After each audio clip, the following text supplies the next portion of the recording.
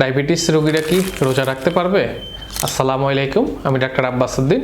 আজ আপনাদেরকে বলবো ডায়াবেটিস এবং রোজা। ডায়াবেটিস রোগীরা কি রোজা রাখতে পারবে?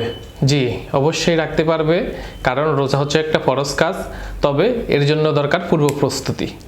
আপনি আপনার ডাক্তারের সাথে পরামর্শ করে আপনি ডায়াবেটিসের ওষুধগুলোর ডোজ এবং যদি ইনসুলিন নিয়ে থাকেন এগুলোর ডোজ ঠিক করে নিন, এবং আপনার ডায়াবেটিসটা কীরকম কন্ট্রোল আছে সে হিসাবে আপনাকে ওষুধ দিবে, এবং ডাক্তারের পরামর্শে আপনি অবশ্যই রোজা রাখতে পারবেন।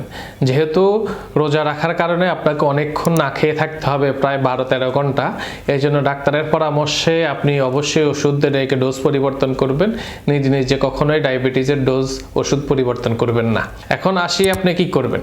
সাধারণত আমরা বলি যে ডায়াবেটিস রোগীগুলা অনেকক্ষণ না খেয়ে থাকার কারণে তাদের সুগার লেভেলটা কমে যেতে পারে, মানে হাইপোগ্লাইসিমিয়া হয়ে যেতে পারে।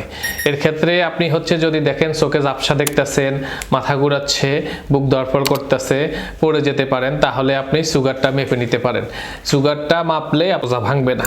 যদি দেখেন যে সুগার কমে গেছে, তাহলে আপনি রোজাটা ভেঙে ফেলতে হবে এবং সাথে সাথে মিষ্টি জাতীয় কিছু খেতে হবে। এখন আসি যে আপনি সেহেরি এবং ইফতারে কি খাবেন। যেমন সাধারণত আমরা বলি সেহেরিটা একটু দেরি করে খেতে হবে, যেন এই সেহেরির টাইম শেষ হওয়ার কিছুক্ষণ আগেই সেহেরিটা শেষ করতে হবে, এবং আপনাকে অত্যাধিক ভাজা পোড়া, তৈলাক্ত, ঝাল এগুলো আপনাকে কম খেতে হবে।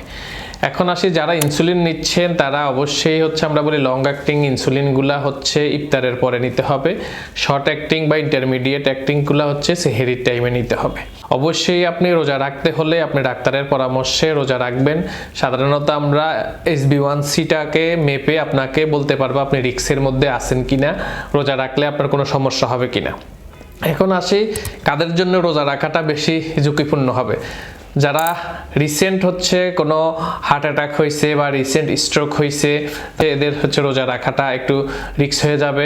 এই জন্য আপনারা আপনাদের ডাক্তারের সাথে পরামর্শ করবেন, করে রোজা রাখতে পারবেন কিনা এটা আপনারা নিশ্চিত হয়ে নেবেন। ধন্যবাদ। আসসালামু আলাইকুম।